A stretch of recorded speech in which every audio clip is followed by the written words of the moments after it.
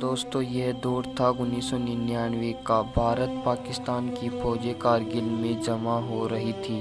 वहां पर तनातनी लगातार बढ़ रही थी। दूसरी तरफ कारगिल का एरिया बर्फ से ढका हुआ था। इस दौरान एक नाम उभर कर सामने आता है, केन नचिकेता। यह थे रियल हीरो। तो चलिए दोस्तों, कारगिल के जाबाज हीरो की कहानी जानते हैं। समय था 27 मई 1999 का। सीमा पर जंग जारी थी। नचिकेता 27 लड़ाकू विमान से पाकिस्तान घुसपैठियों पर बमबारी कर रहे थे। आंध्र प्रदेश के मूल निवासी के नचिकेता वायुसेना के ग्रुप कैप्टन थे।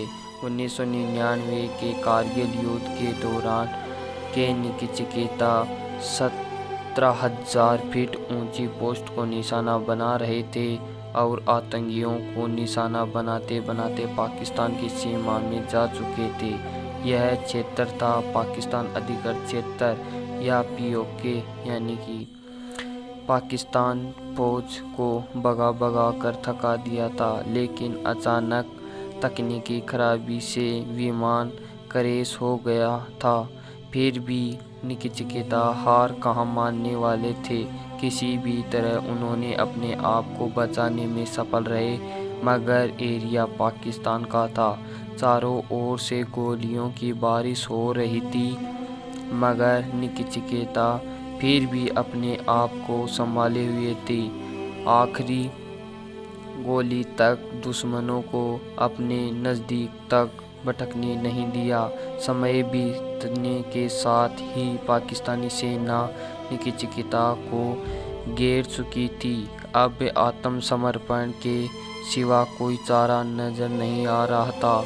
इस तरह एक देशभक्त दुश्मनों के हाथ लग गया था। इस दौरान के नचिकेता को बलबिंडी जेल में कैद कर रखा था। नचिकेता पाकिस्तान में कैद हैं, यह बात पूरी दुनिया को पता चल चुकी थी। अब एक तरह से अंतर्राष्ट्रीय मुद्दा बन चुका था। भारत सरकार नचिकेता के रिहाई अधिकृत प्रयास कर रही थी। इस दौरान पाकिस्तान की एक बर्बरता भी सामने आई। पाकिस्तानी सेना ने नचिकेता को हर तरह से टॉर्चर किया।